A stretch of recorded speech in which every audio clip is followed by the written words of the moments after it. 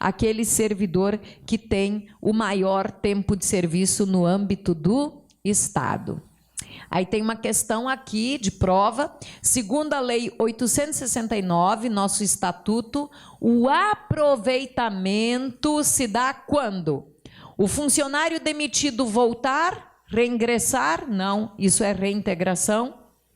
B, ocorre o reingresso no serviço do funcionário em disponibilidade? Correto, gabarito B de bola. O aposentado reingressa? Não. Como é que chama o reingresso do aposentado? Reversão. E concluído o estágio probatório? Não. Concluído o estágio probatório, se aprovado, o nosso servidor adquire o quê? Estabilidade. Então, gabarito B de bola. Ok? Então, esses são os provimentos derivados de cargo público. Não esqueçam, a promoção, que foi revogada no nosso estatuto, mas ela tem previsão ainda em cada lei de plano de carreira, de cada categoria, de cada carreira. Nós temos a transferência, que foi declarada inconstitucional, cuidado, ela não é mais feita na prática. Nós temos a reversão, que tem muita chance de cair na tua prova, a reintegração, que tem muita chance de cair na tua prova, e o aproveitamento, que tem uma grande chance de ser cobrado em prova. Cuidado com os provimentos derivados. Bom, temos aqui ainda outros institutos estatutários importantes. A reversão.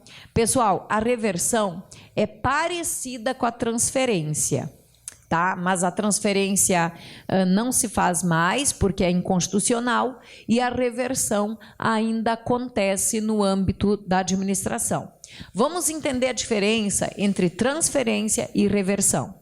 Transferência é a troca de local de trabalho com troca de cargo. E remoção é a simples troca de local de trabalho, mantendo-se no mesmo cargo. Por que a transferência foi julgada inconstitucional?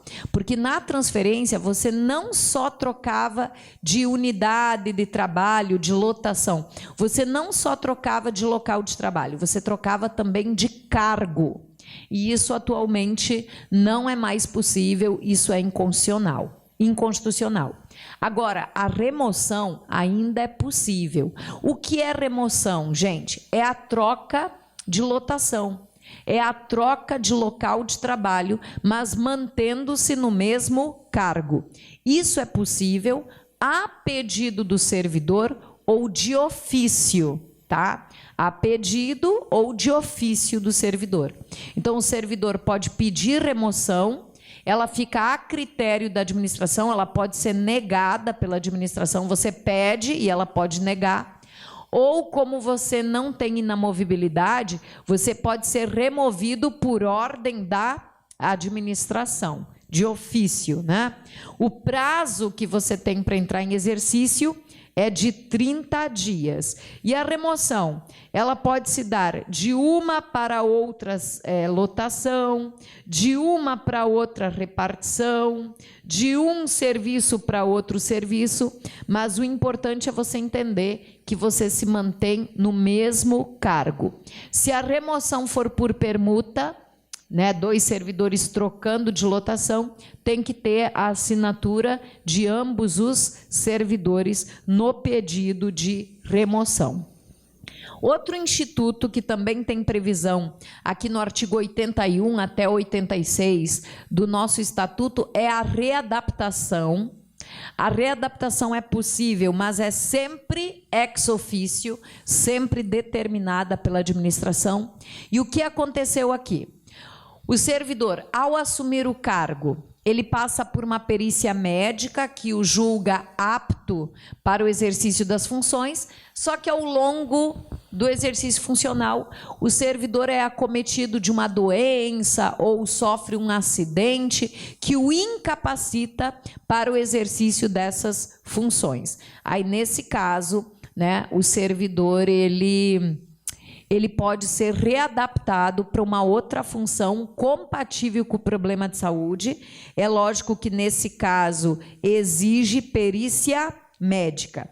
E ele também pode ser readaptado, segundo o estatuto, quando ele não consegue desenvolver de forma eficaz as atribuições do cargo. Então, ele também, por desajuste funcional, pode ser readaptado para uma outra função. Já caiu em prova, né? Tem uma questão de prova sobre a readaptação, ó. A readaptação do servidor será: letra A, sempre ex officio e se fará nos termos de regulamento próprio, gabarito letra A, sempre ex officio. Letra B, sempre a pedido, errado. Letra C, a pedido ou ex officio, errado, só ex officio.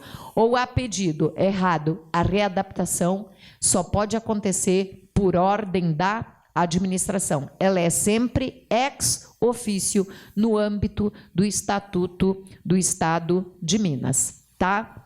E um último item aqui interessante para a tua prova está no artigo 87, o tempo de serviço. Eu te pergunto, aluno, contar o tempo de serviço é importante? Lá na tua carreira, no teu cargo público, contar o teu tempo de serviço é importante? É importante, professora. Depois de 3 anos, o que eu adquiro? Eu adquiro estabilidade. Depois de 1 ano, o que eu adquiro? Férias, né? Então, contar o teu tempo de serviço, ele é importante, porque dependendo do teu tempo de serviço, você adquire o quê? Direitos. Então, esse capítulo aqui, ele vai te explicar como o tempo de serviço é contado. Olha lá, a apuração, a contagem do tempo de serviço é feita em dias, e os dias vão sendo convertidos em anos na medida que você completa 365 dias de serviço.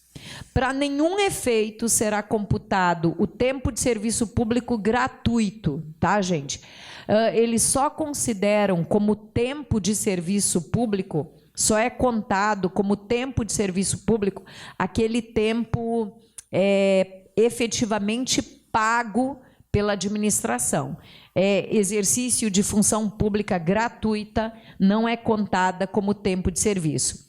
E os dias vão sendo contados à vista de documentação que comprove a frequência. E a frequência é verificada através do registro do ponto, né? O ponto, ele é o registro pelo qual se verifica a entrada e a saída do servidor diariamente do trabalho. Então, só depois de verificar o ponto, que efetivamente você assinou o ponto, bateu o ponto, é que você vai ganhar 1 dia de serviço público, tá? E, por fim, esse capítulo ele tem uma passagem interessante que fala dos afastamentos, quer dizer, o servidor não trabalhou, ele está afastado do cargo, mas são afastamentos considerados como efetivo exercício. Vale a pena você decorar, tá? É um artigo que pode ser uma questão de prova. Olha lá, quais são os afastamentos que a lei considera como se você tivesse trabalhado? Férias, as férias prêmio, casamento até 8 dias, luto pelo falecimento de quem? Cônjuge, filho, pai, mãe e irmão até 8 dias, exercício de outro cargo estadual de provimento em comissão, também conta efetivo exercício, porque você fica afastado do cargo efetivo para assumir o cargo em comissão. O período que você ficou no cargo em comissão conta como se tivesse trabalhado no cargo efetivo. Convocação para serviço militar, também conta. Serviços obrigatórios definidos em lei, também conta como efetivo exercício. Exercício de funções de governo, funções de confiança, por nomeação do governador, conta como efetivo exercício. Exercício de funções de governo por requisição do presidente da República conta como efetivo exercício. Desempenho de mandato eletivo. Você, servidor do Estado, pode ser candidato numa eleição? Pode. E se ganhar a eleição? Vai ficar afastado para exercer o mandato eletivo e esse afastamento conta como efetivo exercício.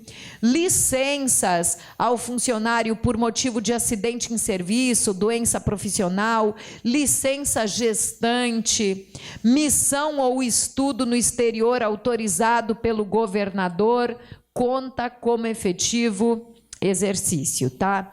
Então, é um artigo que também vale a pena você considerar. Então, lá no artigo 87, a partir do artigo 87, você tem um capítulo do tempo de serviço, e aí cuidado com o artigo que traz os afastamentos que contam como efetivo exercício no cargo. Muito importante, pode ser uma questão de prova, tá ok? E eu vou ficando por aqui.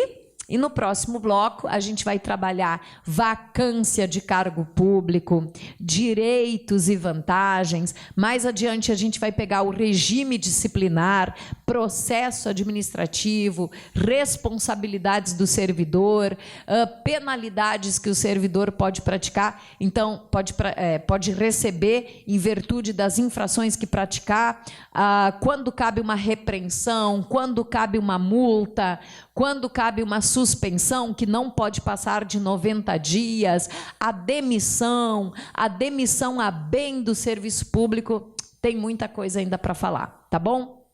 Beijos, até o próximo bloco.